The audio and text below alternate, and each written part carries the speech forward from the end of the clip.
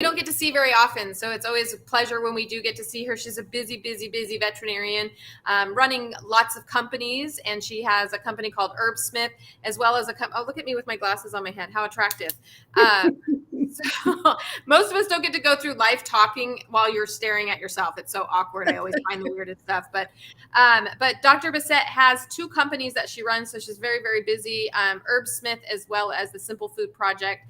And so we are very, very lucky to be able to tap into her knowledge here. So welcome to the show, Dr. Bissett. How are you?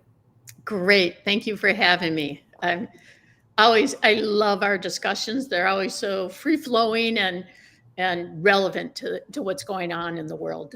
Yeah. Thank you. Yeah, there's so much going on, and there's so much information right now for people that they're on overload. Crazy. Yeah, they're on overload of information.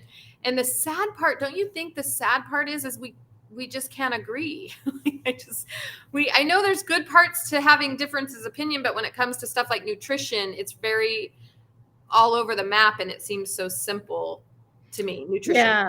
Yeah, I would say that nutrition is common sense, what we think every day, but yet science is so far behind that because it has to have like the rigor of clinically controlled diets. And it's really fascinating. Since I was on with you last, have you seen the plethora of studies that have come out on the diet-associated DCM? Oh yeah, I know. I mean, it really, like that all kind of blew up in 2018, I think it is.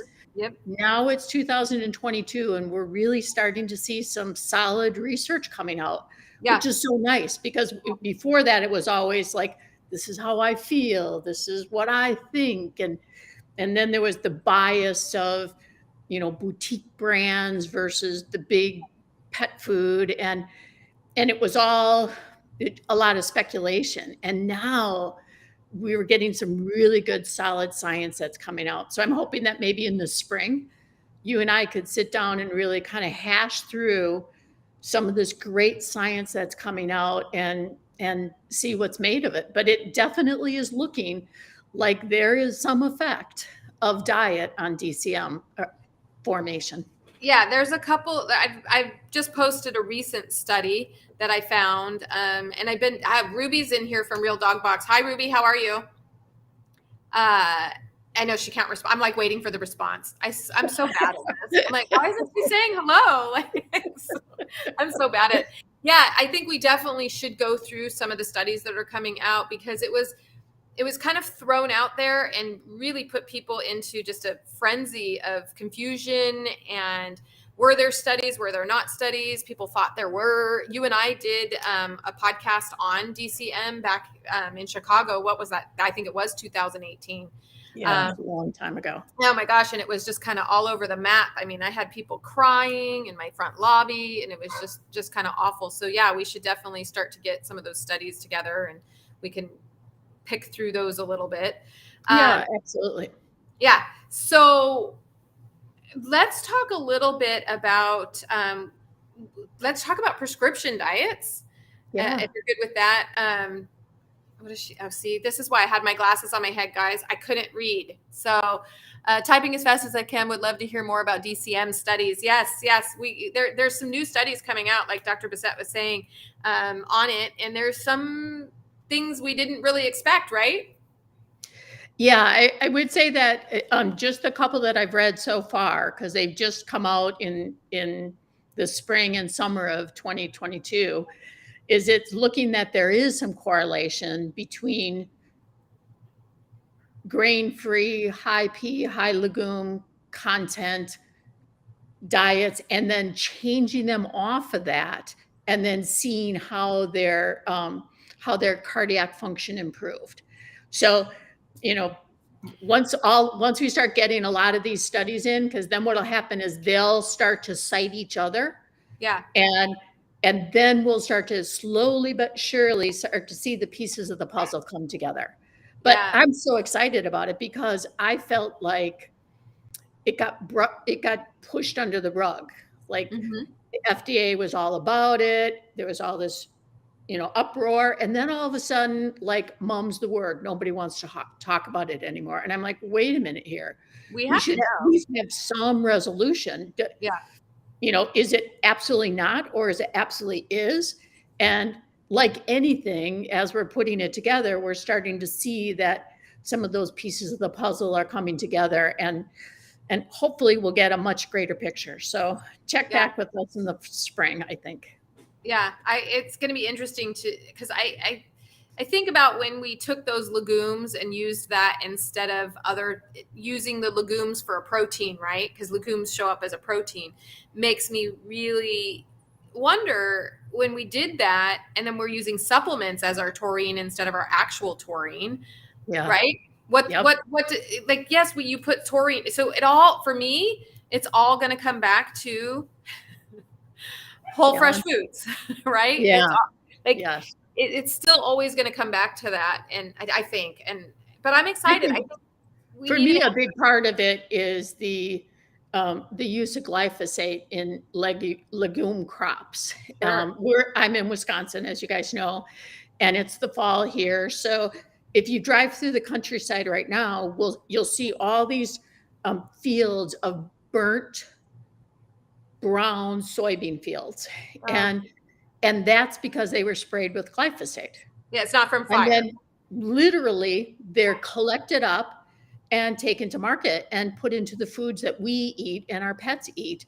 And the glyphosate level in those are off the scale. And if you go to HRI labs, they do all of the glyphosate testing for dogs and cats, but also for foods. And the glyphosate levels in legume-based foods is off the charts. And glyphosate damages the cardiac muscle. And glyphosate damages the interior lining of the GI tract. And so leaky gut syndrome is oftentimes from glyphosate consumption. So, I, as a veterinarian, but also just a human being driving through our countryside and seeing these massive fields of soybean that are all harvested on the same day, when that's not how that plant matures. Some should be still wet and some should be curing, and it should be more of a gradual process. And adding that glyphosate in is huge. I mean, we're not at that point in research yet, because in research, it's still, is there a difference? That's how far behind research is to what actually is going on. What actually is going on. It's hard to think that people will fight not for glyphosate, but just kind of ignore it as if it couldn't possibly have. I mean, I can't imagine somebody taking their own crop in their backyard and pouring glyphosate on it and then eating it. Right. Right. You would never do that. That's really, really, really what's happening. It sounds so ridiculously conspiracy theory that this couldn't be true. It's 100% true. I see it as I'm driving down the road in the fall.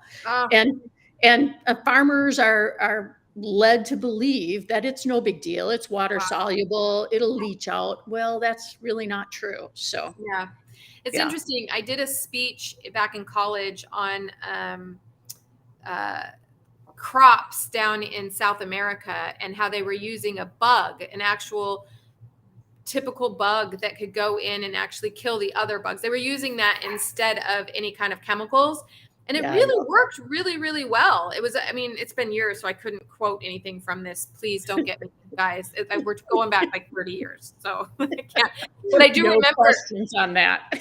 I'm like, please don't start asking me for information, because I can't. But it was, they were talking about these crops down in South America. And I had found so many studies on this bug, and I can't remember the name of the bug, but they would release this bug and it would go in and it wouldn't destroy the crops, but it would eat the other bug. And I'm like, why can't we do that? Why do we always have to make everything so money, right? How are we going to make money off of it? And you can't make money off of that bug.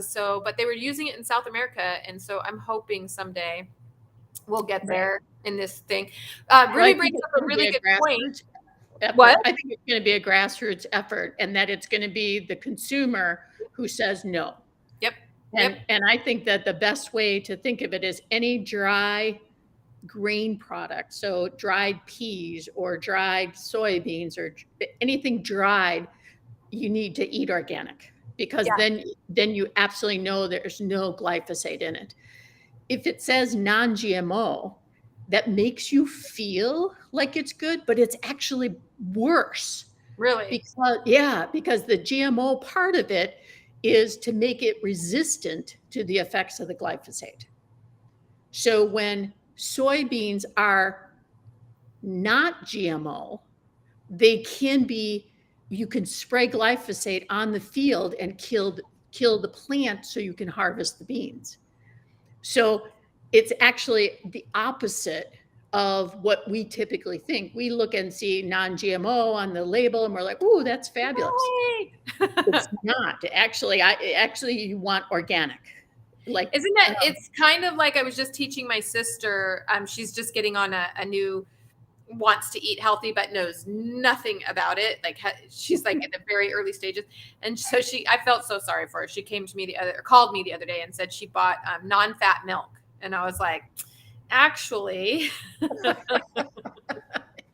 I felt like such a jerk. I'm like, what a jerk I am right now. Like, she was so excited, but I had to teach her about how the process that it sounds like exactly what you're talking about with the GMO. Like, our brain wants it to be one way, but the reality is sometimes if we would just leave nature to nature and kind of go with that. Yeah. Did I tell you the story of a farmer near us, and he would grow crops that you could spray glyphosate on for commercial interest, but the crops that he grew for his own family, he did not spray glyphosate on. And the wildlife would not eat the glyphosate field. The wildlife, so the deer and the cranes and the geese, would go to his field that was not contaminated with glyphosate to eat. They would not touch the field that was sprayed, which is, that goes back to nature. I mean, it really knows it. Like, this is crazy that we're doing this and getting by with it. Yeah, and nature's telling us. Interestingly enough, I worked for a vet one time who vaccinated every dog and every cat that walked in the door, but guess who never got vaccinated? His dogs. He never, ever vaccinated his own dogs. And he would tell us, he's like, oh, I don't vaccinate my own dog. Now, he was nowhere near holistic. I actually don't think he really liked dogs. And I think the only reason he didn't vaccinate his own dogs is just because he just didn't care one way or the other. They were just kind of like, the best thing that could have happened to that. It was the best thing that could have happened to his dogs. I agree. But it was interesting that he's over here preaching to people that their dogs are going to die if they don't get these vaccines. And yet he's not vaccinating his own dogs and actively telling us that he's not vaccinating his own dogs. I was always like, but I was young, so I didn't really realize that it was better. It's funny though, because I tell my clients now when they're like, don't be mad at me, but I haven't taken my dog to the vet in a really long time. And I don't even remember the last time she got vaccinated. And then I'm like, sometimes I'm not an advocate of not ever going to the vet, just so you guys know. Make this clear. No. Yeah, make this clear. I am not an advocate of never going to the vet. However, I have noticed that some of my clients that are the least compliant have the healthier animals. And that's because the vets in my area are pushing a lot of drugs and over vaccinations and those kind of things. So it's interesting when I see the dogs that are like, haven't been to the vet in 2 years or pretty healthy and they're eating raw diets and stuff. So it's very interesting. I can't believe there's somebody that did that with a crop. Like, people are what a hypocrite. What an absolute hypocrite. Oh, that makes me. It was just so fascinating that one, he recognized it, and two, that the wildlife recognized it. That was fascinating. That is definitely fascinating. I mean, they can smell their instincts. That's why I always tell people about animals. Their instincts are so amazing. And then we take them out of their wild environment, put them in our homes. We force them to eat what we say, sleep where we say, sleep when we say, exercise when we say, and then ultimately sometimes we decide when they die. And these decisions that we're making for these animals are not the decisions they would make. They wouldn't. make those decisions. You just gave us a great example. Glyphosate, non-glyphosate. Which one? Right. Ruby brings up something that I love, love, love talking about. She says, hearts heals hearts, feed real food. What do you think? I know in Chinese medicine, you've probably heard that, or I don't know if that's even a Chinese medicine thing, where feeding the organ of the organ that is failing. So like if you are having kidney problems, that you would feed your animal kidney. What do you think about that? I think that's 100% right, because it's kind of the idea of glandulars, meaning that if you have hypothyroidism, so you have low thyroid, if you consume the thyroid of cattle, for example, that the T3 and the T4 and the iodine and all of the hormonal components of that gland would be supplementing that dog's body. So I agree with her 100%. And that is a Chinese way of thinking about things. That and what's one of the biggest amino acids in heart? Taurine. So yeah, she's 100% right. Yeah, I think that is probably one of the problems I have with some of these whole fresh food diets, which we're going to shift here in a little bit and talk about prescription diets. Yeah, it's a good topic to talk about. But it's interesting because when I look at some of these diets that are out there now, these whole fresh food diets that are out there, they don't have organ meat in it, and I think, God, our animals are dying from things where their hearts we're getting these DCM dogs, we're getting these animals are having pancreatic problems, that they're having, kidney, and what are they lacking? They're not eating the organs that they need to be eating in order to help. It makes sense when you think about it, right? Like, I agree 100%. Yeah. Because that's what they would eat if we're going to domesticate them and take the responsibility to domesticate them, then we need to make their nutrition similar to what it would be that they would pick on their own in the wild. Right. So since Ruby brought up heart, and you've seen as a veterinarian, right? Like you can, I think I can't even keep up anymore with the prescription diets, because I feel like there's a prescription diet for a stubbed toe at this point. Like, oh, your pet broke his fingernail. Well, you need to eat the FD fingernail diet. Like, it's $400 a bag, but it'll help his fingernail. Not the FU diet. So I can't keep up with them all, but I know that when I was a vet tech, there was the KD and the RD and the SD and I don't know, there was so many of them, and the ID, which ID apparently solved all problems. Back when I was a vet tech, if we didn't know, we did ID. That's what the vet told us. If you're not sure, just give them ID. And I'm like, okay, that same horrible vet. You know what? It was. It was. I worked there. We will not name names. I'm not naming names. He's got to be retired now. He should have been retired back then. But yeah, so we would give ID. But yeah, I would say veterinary diets are. They started out good, meaning that in the very beginning, Mark Morris of the founding veterinarian, did realize that nutrition matters. And so that was fabulous. And the one thing about the veterinary diets is, if you put away all the fact that people are making a profit on it and it's a big part of their business plan, blah, blah, blah, as a veterinarian, the fact that we identify in veterinary medicine that nutrition matters is great. Yeah. And that within certain diseases, certain nutrients either need to be really low or need to be much higher. And that if we, for example, in kidney failure, both for dogs and for cats, if we can keep the phosphorus level down, because the kidney, when it's damaged, can't excrete phosphorus into the urine.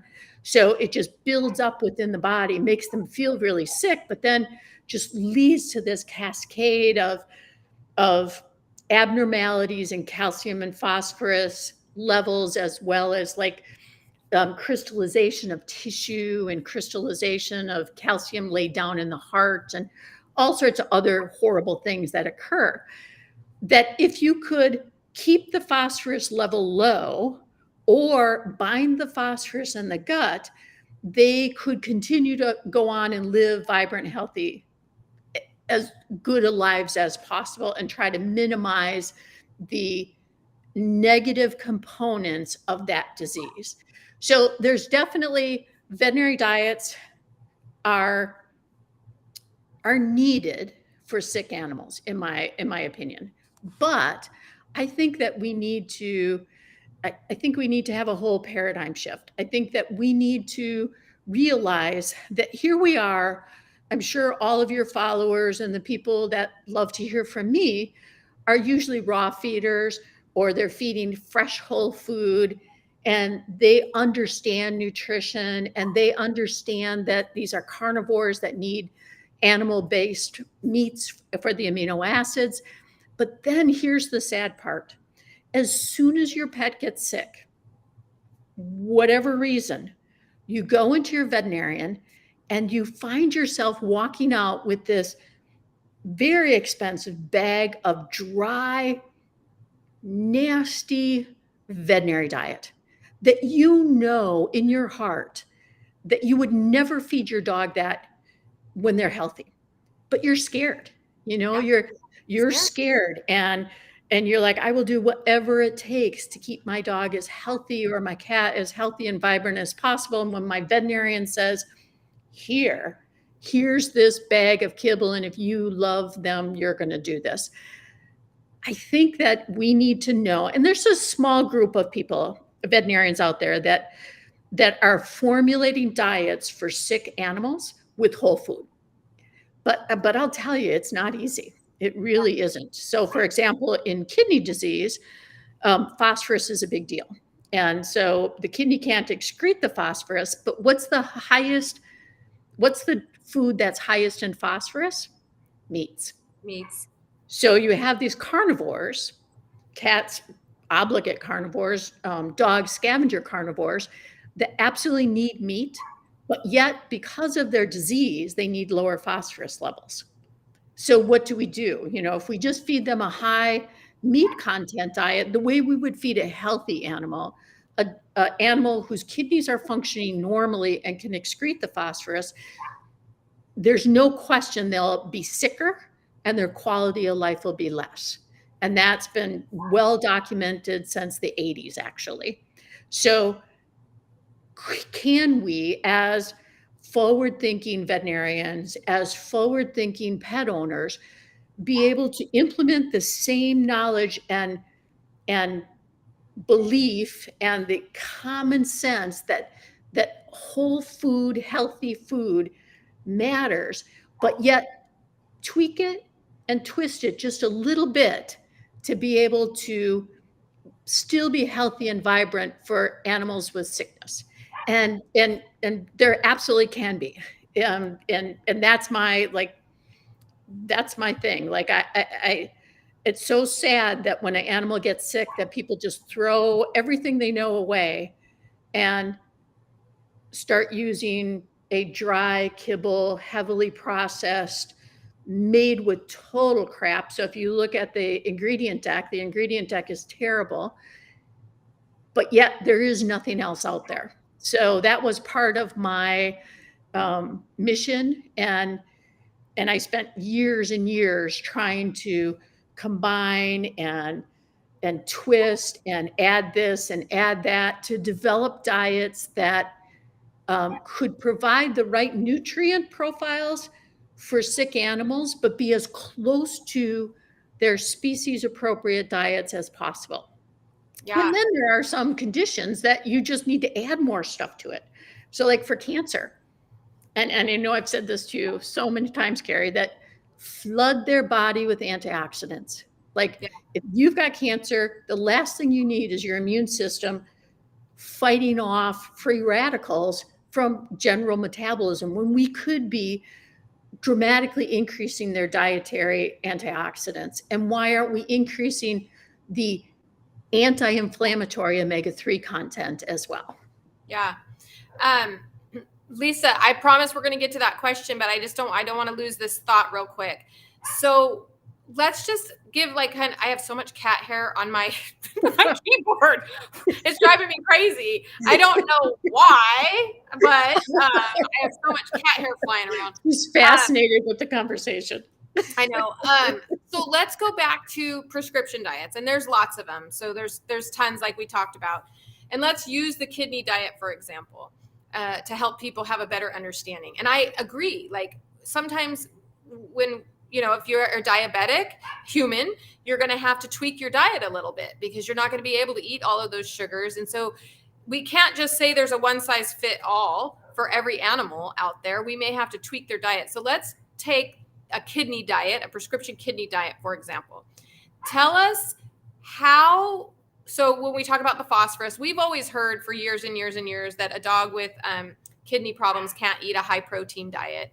But now we really realize it's really the phosphorus, which, like you're saying, comes a lot from the protein, but it's not technically it's not the protein, it's the phosphorus in it. Correct. But what does a prescription diet do to lower that phosphorus down? Are they just giving us a bunch of supplements and lowering the protein by putting rice and potatoes? And then is that what how are they doing? Well, if you look at the ingredient deck of KD diet or a kidney veterinary diet, there's almost no meat in it at all. Yeah. So if you're eating corn gluten meal and brewer's yeast and rice hulls and cellulose, there's no phosphorus in those. So absolutely, but there is also nothing that nourishes the body either. And so to me, it's kind of like that old adage of throwing the baby out with the bathwater. That, okay, yeah, the phosphorus is low and that's good. But then what happens is because the protein level is so low and it's plant-based protein, not animal-based protein, they start to lose. Cats 100%. If they don't get enough protein in their diet, they start to catabolize their own muscles. Yeah. So when you see a chronic kidney failure cat, they're emaciated. Yes. They're super skinny and they're just skin and bones. Oh, yes. And why? Because their need for protein is not being met nutritionally by what they're consuming. So they have to consume their own tissue. Oh. Yeah. Isn't that terrible? So now, so now the current recommendation in veterinary practice is that they should have moderate amounts of high quality animal-based proteins. But then you and I would ask the question, what is moderate amounts? And to me, for an obligate carnivore like a cat, a moderate amount is 35%. Yeah. It's not 18% or 12%. That's crazy. At that level, that's when cats start to catabolize their own tissue to make up for what they're not getting in their food. And how can that cat then survive? They can't. And so if you get the diagnosis of kidney failure in your kitty, most people are panicked. Yeah, because now you're going to go on that path of essentially feeding them a low phosphorus diet, but not nourishing their body. And what happens? They get worse and worse and worse, and then they pass. Yeah. And that doesn't have to be that way, and many holistic vets agree that we need to supplement dietary protein so they have enough protein so that they're not catabolizing their own tissue, but also not so much that their phosphorus level is really high. So, and I know that, neither you nor I like rice in their diet, but I got to say for a cat with kidney failure and a dog with kidney failure, adding an easily digestible rice to the diet is absolutely what they need, because then you can drop the protein down to that 35% range, a fair, moderate, and use really high quality, good proteins, and then still have the phosphorus low. So that's that nice, gentle balance that they need to be able to um, live and make up for the deficits that their kidney cannot provide on its own. And then there's so much great research about adding fiber to the diet and adding probiotics that are the kind that eat urea, so the byproduct of protein, as well as the thing that's in urine, and that you can draw some of that out into the colon and then pass it out in the stool. So there's so many really great ways that we can use nutrition to help manage them. And then there's phosphorus binders. And phosphorus That was going to binders. be my next question. Can you add in something that binds to it and pull it? Okay, yes, tell us. Yeah. So phosphorus binders are eggshells. So how many of us feeding raw know that if we don't have enough calcium, we add a powdered eggshell powder? Well, that's 94% calcium carbonate. And that calcium carbonate, some gets absorbed into the body as a source of calcium, but some also stays in the gut and binds to phosphorus and holds the phosphorus in the gut. Oh. And then another crustacean, and it's called chitosan, and it's chitosan, and it's just a powder, so it's all granulated, and when they eat that, it binds phosphorus in the gut as well. So that also gives you a little more play that you could feed a high quality meat protein that tends to be higher in phosphorus, but we tend to hold it in the gut and have the good amino acids absorb into the body. So there's all these fabulous ways that we can use whole food to nourish their body and acknowledge what's physiologically not going correct for them. Right. That's so amazing. I always give examples to you guys because they happened to me personally. So it's something, but I was going through some diet changes because my cholesterol was too high. And I told my doctor, oh, I'm not going to go on your statins. I'll get my cholesterol down. I'll do it. Just so you know, I had been taking, for those of you guys who are listening, I had been taking turmeric pills for a really long time for inflammation. And so I was like, oh, that's interesting because turmeric's supposed to lower your cholesterol, especially if you mix it with cinnamon, it's supposed to have a cholesterol. But it clearly wasn't working because I had been taking turmeric for inflammation in my hands for a long time. Anyway, I started using it whole food. I started juicing my own turmeric. I started adding in my own fresh cinnamon and apple. And I started taking a shot every morning. And in 4 weeks, I lowered it by 80 points. It's so interesting to me what whole foods really can do for the body if we're just consistent and we understand it. Like the fact that you're talking about eggshells being able to pull out phosphorus is just fabulous information. I am going to really quickly just talk about the rice because I know that you said like I hate rice, guys. I hate it. And I know Dr. Besant does too. But as you're talking about it, I just want to put in there that if you are going to do rice because your dog has kidney, can you please make sure it's organic? 100%. Can you, because a lot of these companies, when they put these rices into your dog's food in his mouth or your cat, it is not good rice. It is loaded in junk and processed. So if we're going to do it, at least can we do it? Make sure. 100%. And I remember the moment that I finally conceded that I have to add rice because every way I twisted and tweaked, and no matter how much organ I added and how much fat I added or how many fruits or vegetables I added, the phosphorus levels were still too high.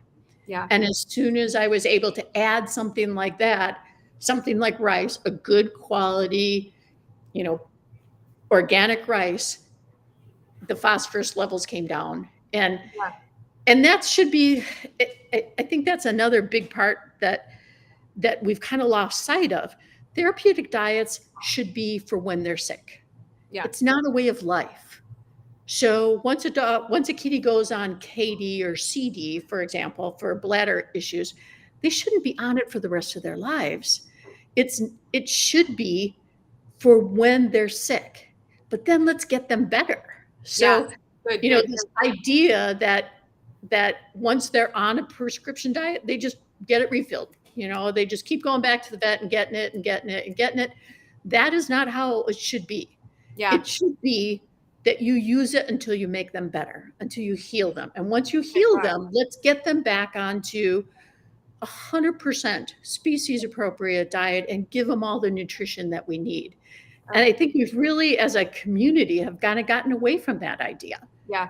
No, we see it all the time. I can't tell you how many animals I've seen where the dog got diarrhea as a puppy and then went to the vet, and the vet said, oh, you need to give him chicken and rice. And then now I have the dog and he's 5 years old and I'm like, what is he eating? And they're like, oh, chicken and rice. Why is he eating that? Oh, the vet recommended it when he was a puppy. And I'm like, 5 years ago? Like, no wonder he's got yeast infections and skin problems, and he's only been eating chicken and rice for 5 years.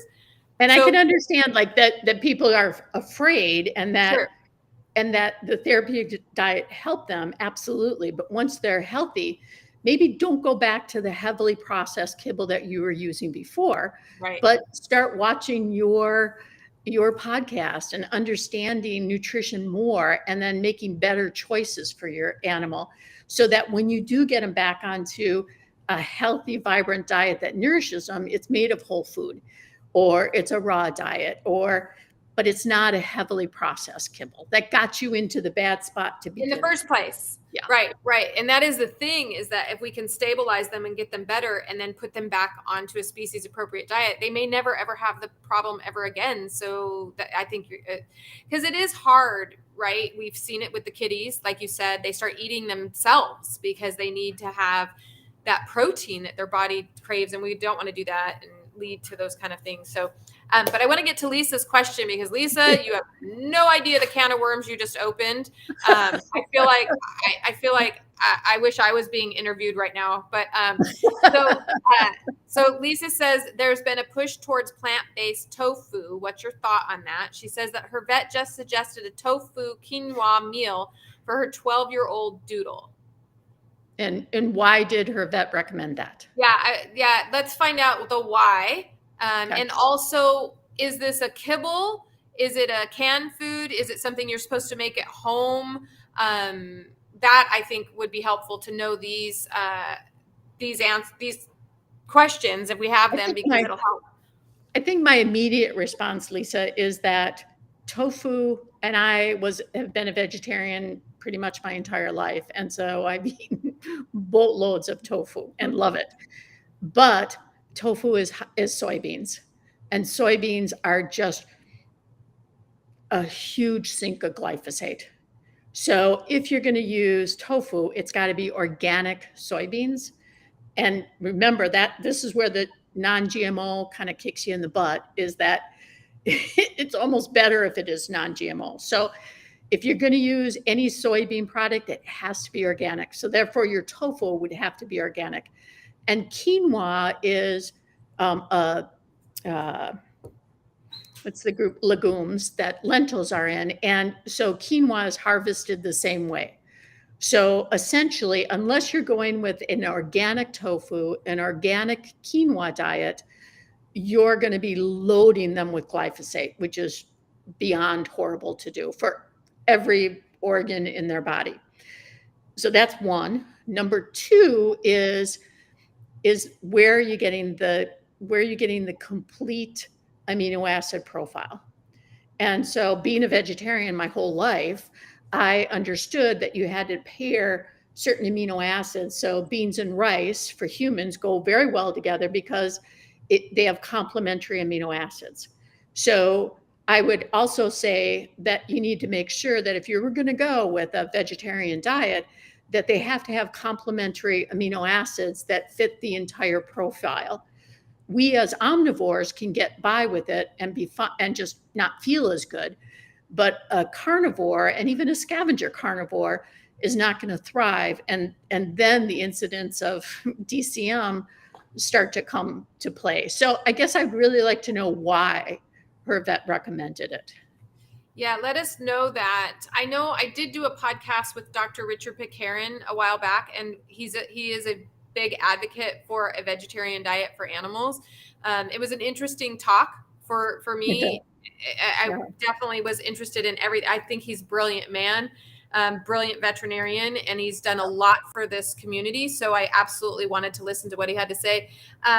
He does recommend it, but he also, I don't want to say admitted, it wasn't like he was trying to hide it, but he did mention that it would have to be heavy on supplements, because if you're going to do a vegetarian diet, you do need to have certain things. He taught, especially with the cat, which he didn't really even, I'd have to go back and listen to it, but he didn't really recommend it for cats necessarily. But with dogs, he did talk about how they can produce a little bit of, certain amino acids that they can do. But he did say, so I would say, look at your bag of food and look at and see, are we talking about heavy on the supplements? I know you say it's freeze dried, but we do need to know, Dr. Bissett needs to know what was the reason for him wanting to do this. I'm guessing allergies would be my guess. And if it was allergies, it might go back to that idea of, let's calm it down.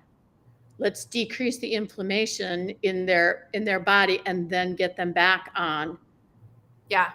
If she was able to find organic quinoa and organic tofu diet, and the skin allergies calm down, great. Now we can do like an allergy elimination trial. So we could add in some duck and see how he did. And then we can add in some other proteins, and slowly but surely we can come to a list of proteins, animal-based proteins, that he can tolerate. Yeah. And then that would go back to that kind of that idea of therapeutics, is it's short term to be able to get, okay, so it was for sensitive stomach. That makes sense. Makes sense. And then what I would say is, then after like 2 weeks and everything is good, then I would start to add proteins in. But what I would say, Lisa, is, and I am so convinced of this, and I know, Carrie, we've talked about it a number of times, I think it's the quality of the meat that is in dog food that is much more of a problem than we even appreciate. So Lisa, look up, it's called biogenic amines. And one of the biggest ones is histamine, that as meat starts to break down and spoil, essentially, the histamine level starts to dramatically increase. And I think so many of these dogs with sensitive stomachs, it's not so much the meat they're sensitive to, it's the chemicals that develop as the meat is breaking down. So I would say, when you start back in, make sure what you use is like good quality grass-fed beef, like human grade ground beef. Add back in chicken breast that you actually see it, so you know it's of the highest quality, rather than saying, okay, I'm going to add back in a chicken kibble, because that is going to have all of those negative toxins that might be the reason that your dog has this sensitive stomach. I've had a lot of my clients do a little vegetarian, we use green juju a lot, where I just say, you know what, let's just calm everything down for a week. And it does work. What Dr. Bissett is telling you, I can vouch for. And then we slowly add in a good meat. And sometimes, just like you just said, sometimes I swear it's just, I've had so many people come into me and go, oh my God, no, I can't, my dog can't eat chicken. Please. Poor chicken. I mean, maybe it's good for the chicken, actually, now that I think about it. It's actually good for the chicken. It's a conspiracy that the cows developed. Yeah, no kidding, right? But so many people think their dogs are allergic to chicken, and then we get them on a better chicken, and they don't have the same response. So but I'm just saying, I've seen it work, what you're saying, like calm everything down and then slowly start to add in a duck or whatever it is that you're going to do. I've seen dogs that have boarded with me. I've done it when they're boarding, because people are afraid to do it, because they're afraid I get it. They might have diarrhea all over their couch. And so I'm like, well, he'll be with me next week. Want me to try it? And we do it. And I mean, we see that skin like almost instantly just calm down. Just go into this, like, everything's good. Now I just need to figure it out. Now we do have I would say that Lisa's dog, who has a sensitive stomach, is inflamed within the GI tract. So when you're talking about skin that calms down, To me, it's the exact same thing. So whether it's expressed, whether that inflammation is expressed in the skin or it's expressed in the lining of the GI tract, it's exactly the same thing. Same thing. Yep. It's just so interesting. Jan is going to switch us a little bit here, which is great because it's one of our favorite subjects to talk about. So Jan is on Instagram right now, and she wants to know, thanks, Jan, because I could seriously every day talk about this. Are there any vaccines that puppies and dogs should ever get? Oh, that's a tough one. Because I am a believer in vaccines for puppies. And I think that like coronavirus and rotavirus, some of those that develop diarrhea in puppies, it's a big deal. And can dogs get through it? They can, but why wouldn't you? In that situation, I think that vaccines are important. I think that dogs should be vaccinated for distemper personally. I also feel that they should be vaccinated for rabies. But I would say that we just massively over vaccinate. So in my opinion, I wouldn't throw out the baby with the bathwater. I would minimize the puppy shots to a smaller amount, meaning that don't start at 6 weeks and then 9 weeks and then 12 weeks and then 16 weeks and just pummel their immune system with vaccines. But if you can do a 12-week and a 16-week, then you're done. Then start titering after that and see how long the titer lasts. And then if the titer is low, then like for distemper, then I would add that back in.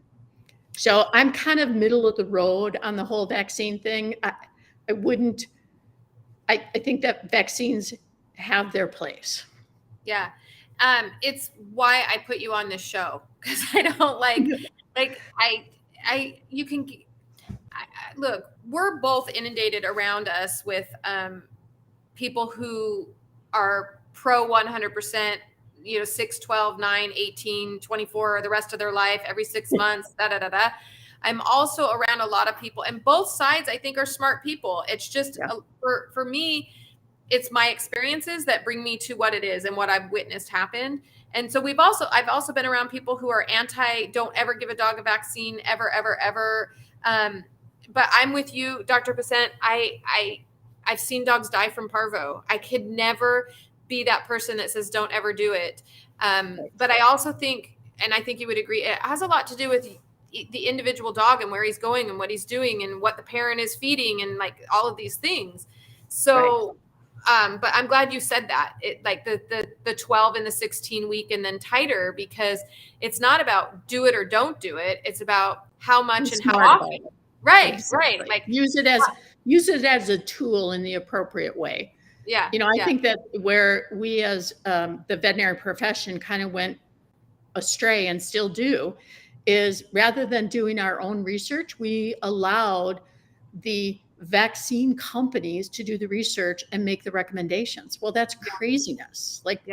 Like having the fox guard the hen house. Well, of course they're going to say you need to do it all the time because it's a big money maker. But the veterinary profession doesn't have as much funding as the human profession does. So oftentimes we're forced to take the goodwill of the companies that are selling us these products. But I think that we've wised up to it. Yeah.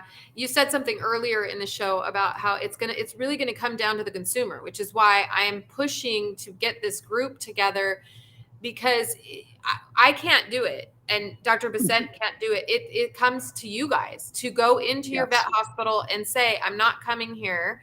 I'm not going to spend money here. I'm not going to support you if you continue to do this, because you're not just saving your dog when you do that. You're saving the generations of dogs that are getting, honestly, their lifespans are getting shorter and shorter and shorter. So the information that I bring and the people that I bring here are very smart. And if they're telling you this, they're telling you it's okay to say no.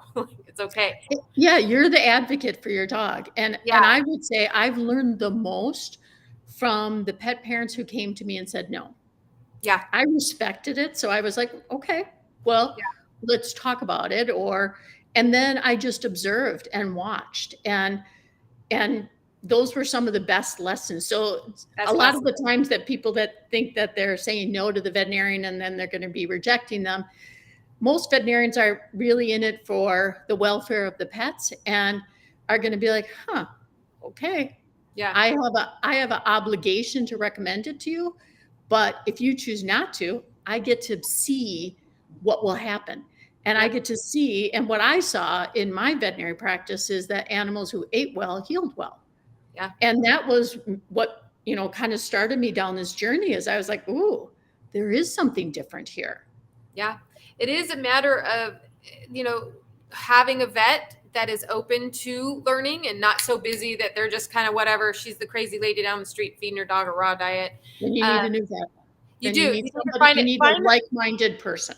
Yeah, but some of the vets, they can definitely be open to it, and if you bring in the dialogue and kind of be respectful of them, you can Correct. do so much. Yep. There is one vaccine I draw the line on that I don't ever want a dog to have, and that's the Bordetella vaccine. So I don't. How do you feel about that? It's a great question. Bordetella is only good in the face of an outbreak. So the vaccine, the antibody response lasts for about a week. So if you know that your dog is going into an environment where Bordetella is within the population, then it's your duty to vaccinate them. But here's where it goes wrong again, is that most of the time people get Bordetella vaccinations and then just go home. Like, Yeah. like they have no exposure to it whatsoever. And the week later, they now have no immunity to it. And so when they go to the boarding kennel 6 months or 9 months later, and they could prove that they got the Bordetella shot, that doesn't mean anything. That means nothing. What they should do is vaccinate them for Bordetella like the week of that they're going into the kennel. If the kennel knows that they have an infection, a Bordetella kind of moving through their kennel, they should let people know so that they vaccinate them before they came into the environment, and then they would be protected. But I would agree with you. I would say that Bordetella is just massively overused. I personally am not a fan of the Lyme's vaccine. Yeah. And would never use it. The lepto vaccine, I also feel is useless because it needs to be done like right when the exposure is going to be happening. So, that goes back to being an advocate for your pet. Yeah. I tell my clients, because I don't require a Bordetella vaccine, and luckily I don't have to legally, but I tell them, look, I haven't had an outbreak of Bordetella. We're going on like 8 years. So we have lots of air filters. So you just talk to your boarding facilities and make sure that it's something that they you have to do, because sometimes people just go to their vets. I know for me, they go to the vet and the vet says, oh, you can't board your dog unless you have all these vaccines. Well, it's not really fair for the vet to decide what my policy is, and then people do it. Then they come in and then they hear me say, oh, you didn't need to get the Bordetella, like the vet said I had to. And I'm like, your vet can't put my rules, just like I can't put his rules. So I would say ask. But Jan wants to know the coronavirus vaccine or the parvovirus vaccine, and I don't even know what this one is. See, I've been out of, what is the rotavirus? Yep, those are all in the puppy shot. So what is that one? When did that one come? I don't even know. I've never even heard of that. No, that's been around for a long time, actually. Wow. Huh. But yes, I would say that. Now I would say that I would do all of those. I would do those puppy shots. So that would be in your 12-week shot. I was just gonna say, but at 12 weeks. Yep. Huh. Yep. I gotta Google this. I wonder if that's just not in my area. Like I've never. I don't know. Unless maybe I'm wrong. I'm like, what the hell? Now you got me questioning it. No, you're both Google. I'm a what? Lori, Google rotavirus. I feel so dumb right now. I thought I used to be able to rattle off every vaccine, every disease, everything. And now I'm like, what the heck is a rotavirus? I don't know. Lisa says, I said no to, gosh dang it. This goes right over my, can you read it? It goes right over my. Said no to Senalife because she saw it had a red dye in the capsule. Absolutely. You're the advocate. Thank God that you do that. Because then you got to weigh out what is the red dye toxicity counteracting the positive that is in that product. So yeah. And We the have best thing, let that company know, and they'll be like, oh, okay, we won't be using that in the future. Right. No. I got to say that with Herbsmith and Simple Food Project and now with Medicus veterinary diets, putting it out there and having pet parents just like go through it and dig at it is so good. Like, I've had people contact me and go, why aren't you using sea salt? Exactly, why aren't I using that? And then I would switch it. So there are definitely times that for some reason you just didn't see it and it was so obvious. So yeah, I would reach out to the company and let them know. I just love, I wish all of our vets, at least all the vets that I bring to you, are very open-minded to this. But I love that some people can get very defensive because I said so and I'm the vet. And then there's the good vets that are like, let me look into it. Let me see. Because guess what? Maybe it's something like, it's okay. I always say this to people. It's okay to say, I just told you guys, I was a vet tech for 12 years and I just told you I have no idea what a rotavirus is. I don't. I mean, thank you for posting it. I feel really stupid. We certainly never vaccinated for it. You probably did. It's in the distemper complex. So we had DHLPP. Now I'm obsessed. DHLPP, leptospirosis, parainfluenza, parvo, and DHLPP. Parvo, parainfluenza, distemper, hepatitis, and leptospirosis. That's all we vaccinated for. But then you had the other little vial that you added to that. Well, we had corona. Right. And in corona would be rota. Oh, okay. Well, I don't know. So that would have been in the other little vial that you drew out the liquid from, right, and put it into the dry sterile vial. Huh. I didn't do that. Like, we didn't have it. Like, it's interesting to me, but anyway. So let's go back to, so we have the Simple Food Project. We have Herbsmith. And then now what is the next line? This one I'm very excited about because it's so all that I was talking about with whole food and nourishing the sick pet's body, by either minimizing some nutrients or maximizing other nutrients, we can allow them to heal better. So that's called Medicus veterinary diets.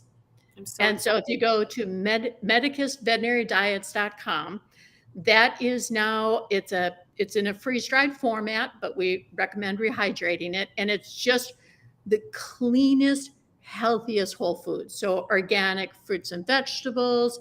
The meats are super, super clean, like grass-fed meat that you would feed to your family. And we have two cancer diets that are just flooding with antioxidants and high in omega-3 content. We have a kidney diet for cats and a kidney diet for dogs and a metabolic diet for diabetes cats, which is amazing.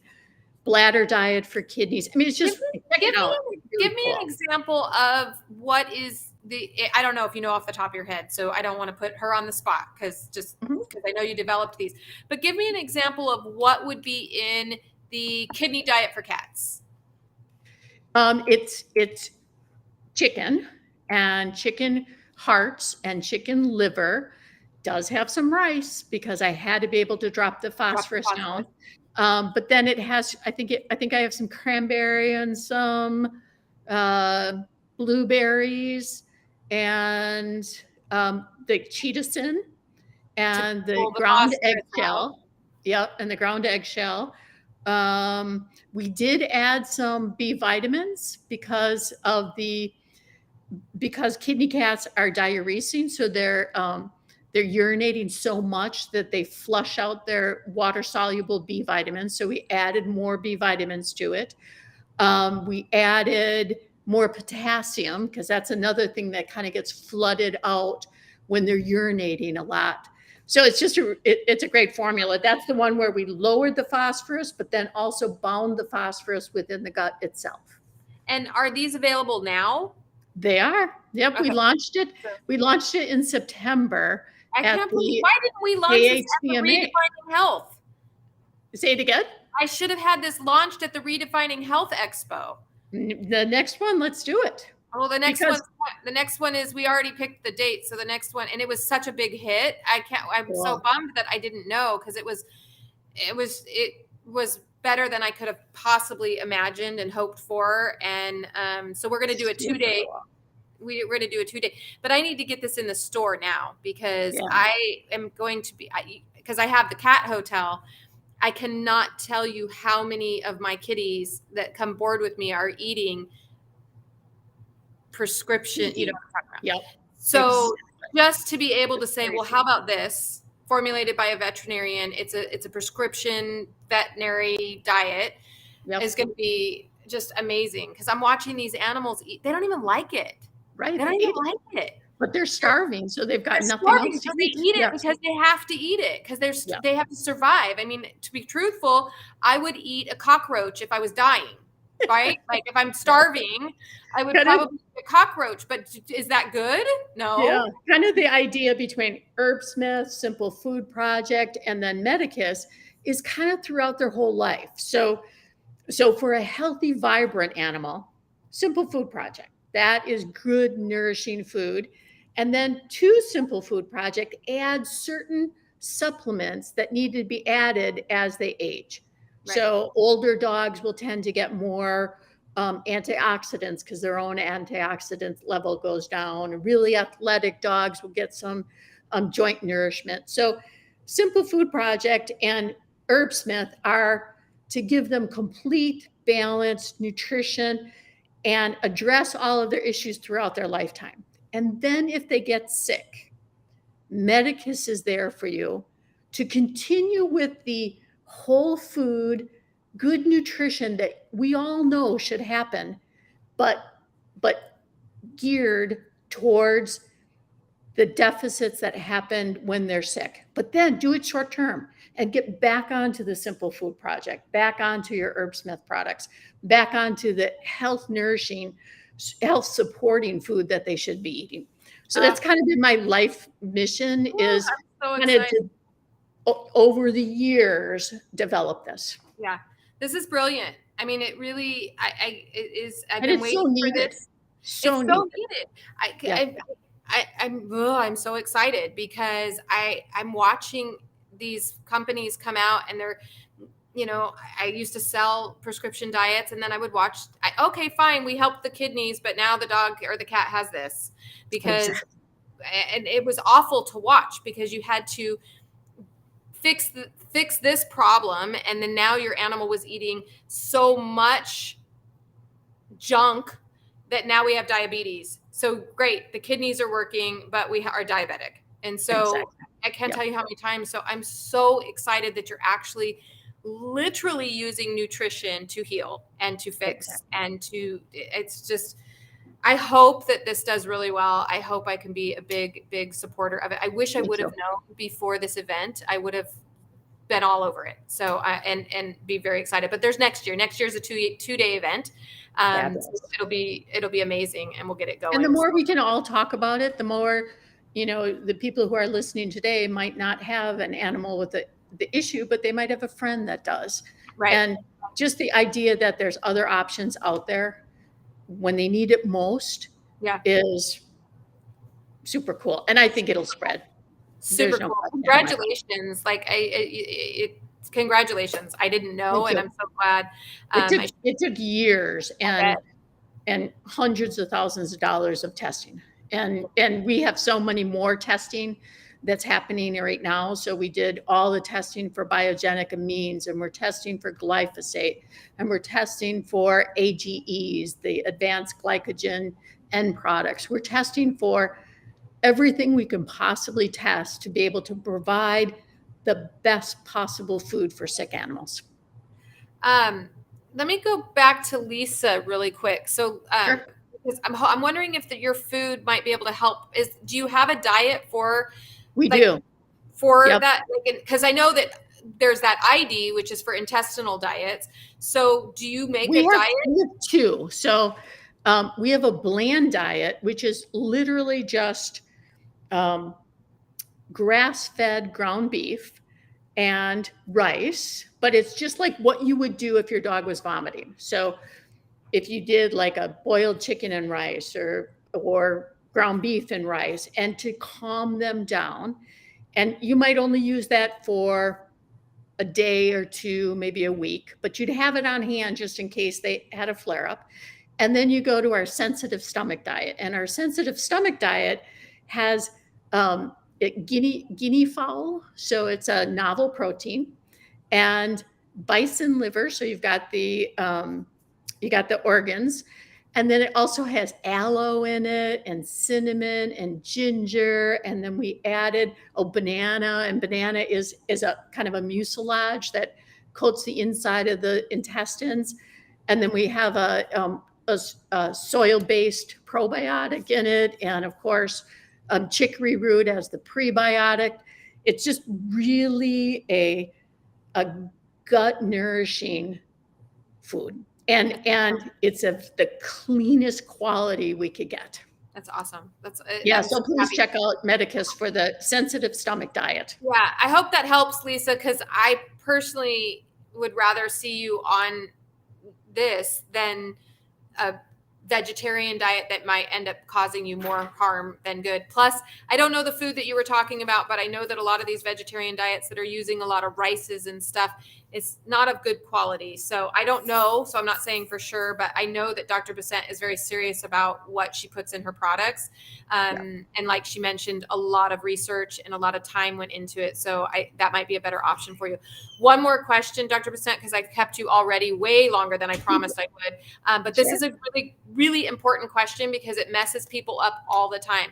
Will the blood work look different on a dog's panel that is raw fed versus a kibble fed? Now, is that a healthy dog or an unhealthy dog?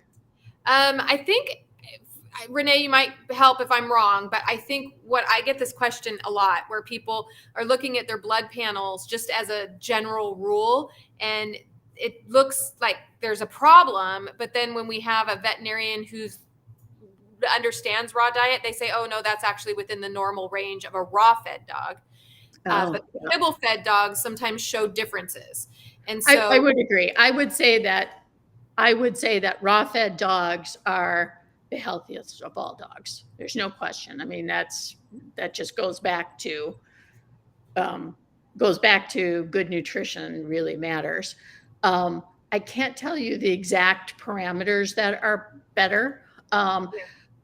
But unfortunately, in laboratory work, there's a pretty broad range of normal, and most people acknowledge that if it's in that range, it's considered normal. Kind of like a heartbeat for a person. A super athlete might have a heartbeat of 40 beats per minute, where the average old veterinarian like me would have a 80 beats per minute.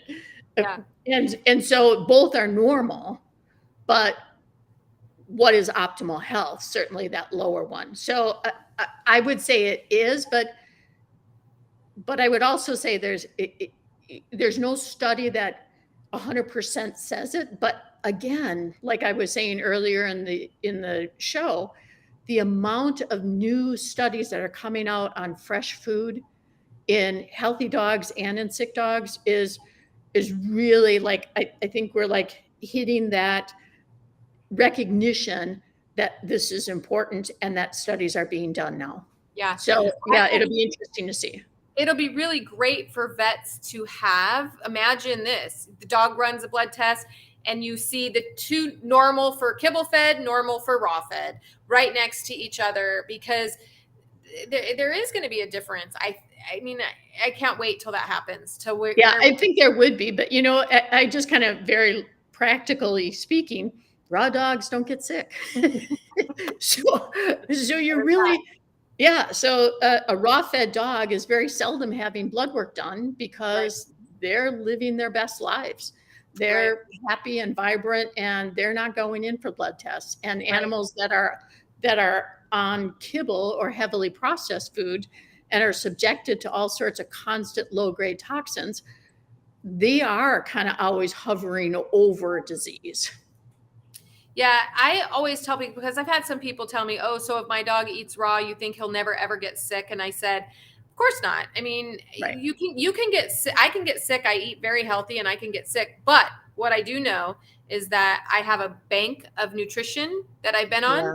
And so Yeah. I get to draw from that. But if I'm eating unhealthy food my whole life and then I get sick, I'm going to have a harder time getting better That's because a great, I've depleted great. my body. And so really we want your animals to have a very full bank account. Yep, I So agree. that they can draw from that if something happens. She's Lisa really quick says that he's been on Grandma. I'm sorry, it goes right over my thing. I can't. Grandma May's Country Naturals Chicken. Is that what it's called? Grandma May's. Adult since a baby with added supplements. He's doing great. Everything perfect. Just as sensitive tummy. It gets every time he eats something fatty. Now we just want to bring him to a whole food new diet, even though he's doing great. Just frustrating to know how to get to holistic. Yeah, nutritionist to get him on the best diet for him now. I had started cooking for him and he was doing great. I think he got thrown off because I had some lemon only on the plain organic chicken only to learn lemon is great. I mean, this is awesome. This is awesome. To me, what I would say is, Lisa, even though you think he was doing great, the fact that he has a sensitive stomach for anything fatty means that his pancreas was marginal, because that's what happens when a dog gets pancreatitis from or GI upset from high fat. It's because the pancreas is getting exhausted, that it's way upregulated in the amount of amylase, so the enzyme that breaks down carbohydrates, and so now and insulin that helps bring down the high sugar content in the blood. And now they get subjected to a higher fat diet and they start to develop GI upset. And here's why I say this, because back to raw fed dogs have really high fat content. So they'll have 35 to 40% fat in their diet and they never have pancreatitis. Never. I would challenge anybody to even show me a dog that has pancreatitis when they're raw fed. They just don't. And so if it's just that the high fat is causing it, then raw fed dogs should be getting pancreatitis all the time, but they don't. So I would say, Lisa, even though you think he's doing good, he's teetering on the edge. And that's the kind of the part of chronic nutritional issues is it's long standing and it just, it kind of slowly but surely is going downhill until all of a sudden now he's sensitive to everything in his diet. Which is so great. The reason I was saying this is so great is because exactly what you just said. We think great means my dog's running around, but there's little tiny signs that we don't pay attention to. I just think it's great, Lisa, that you're getting ready to put him on a whole fresh food diet. So 100%. I am Good job, so Lisa. excited that you're not waiting till he's in the emergency room dying. Yep. Awesome. Like, it's so great. Interesting though, I have a dog right now who's been eating a raw food diet for a while, and she took him to the emergency room and the vet said that he had pancreatitis. And I know what this dog eats. And I was like, I just don't think this is that. And then we get the report back and he had mild pancreatitis and he's got a cyst on his kidneys. And so I'm like, there's something else going on, because I've never seen a dog who eats, just to what you're saying, that is a raw fed whole fresh. Now you got to be careful, because there are the people out there that are like, oh no, my dog eats a raw diet. And then you go over to their house. My dad is one of these. I go to my dad's house and my dad's handing potato chips to his dog under the table. And I was like, wait a minute. Right. Or they're using freeze dried and whole food as a topper. Right. But they're hiding that 50-pound bag of kibble. Yeah, that's a big one. Where nobody can see it. Yeah, that's a big one. So when we say the whole raw fed dogs, we're talking about raw fed dogs. Yes, they're not cheating. No cheating. Not getting nothing that ends with the TOS, like a Cheeto or Dorito. Yeah. My dad is the worst. And then he gets busted and he goes, oh, my dad's 84. He'll get busted and then I never do. I don't know why I did that. And I'm like, Dad, you just happened to do it right in front of me. So you obviously take after your mother. And I wish my mom, Lord help my mom. My mom is junk food junkie. Like I am actually going out to my mom's house next week because I got to get her on a better diet because Wow. she's bordering on diabetes, and I got to Were fix you it. adopted? Yeah, I should ask. Truthfully, I used to be addicted to sugar myself, so I think I do get that from my mom. I just managed to cut it out and figured out how to get off of it. But no, my parents. I feel like a lot of the older generation is just kind of like, he's happy. It's okay that he weighs 800 pounds. He's happy. All their dogs are so fat, and they're like, he's happy. So it's hard. It's really hard to get people to do that. I once had a lady, I got to let you go, but this is funny. I once had a lady who kept bringing me her dog, and her dog was so overweight. I mean, literally toddling in. He could barely walk. And I would keep talking to her, and she would keep telling me what she was feeding the dog. And I'm like, there's no way he could be this fat from eating this food. And so I believed her, but then I was like, I couldn't believe her because I'm like, something is up. So who else lives in the house? And so I kept asking her, and she's like, no, I swear this is the only food he's eating. How much are you feeding? We go through the whole thing. Anyway, I don't know. It's probably like 8 months later. She was out in the backyard. If this is a true story, now I have to say I wasn't there. But if this is a true story, it was one of the funniest things I ever heard. She was out in the backyard, and something came flying over the fence, and it was a milk bone. And the old lady next door, throw milk bones over to her dog. And I was like, oh my, how many milk bones was this for? Wow. Yeah. Yeah. So I don't know if she was lying to get out of it being her fault, but it was a funny story. So anyway, Great story. Yeah. So you got to be careful with not only what we're feeding, but what our neighbors are feeding, apparently. So there's that. Well, it has been amazing. I can't wait to get your product in to be along with the rest of the stuff they have. I just cannot believe that that this is finally there and that I didn't know about it. Yeah. It's going to be huge for me. It's really going to be really, really huge. So I'm very excited. Thank you so, so much. I'm sorry if we didn't get to all your questions, everybody, but Dr. Besant, thank you so much for being here. You're very welcome. It was, as always, a great conversation. Yeah. Well, we'll see you soon. You know, we send out the calendar events and we'll get you there. And hopefully we'll see you at the event next year. It'll be awesome. Sounds great. So, we'll be there. All right. To all of our listeners, great questions tonight. Gosh, you guys, we kept her 20 minutes over, probably because I talk a lot. But thank you so much, you guys, for bringing out those questions. It helps so many people. To Lori, who's in the background, giving you guys all the information and topping it out. Lori, thank you so much because you know I can't type.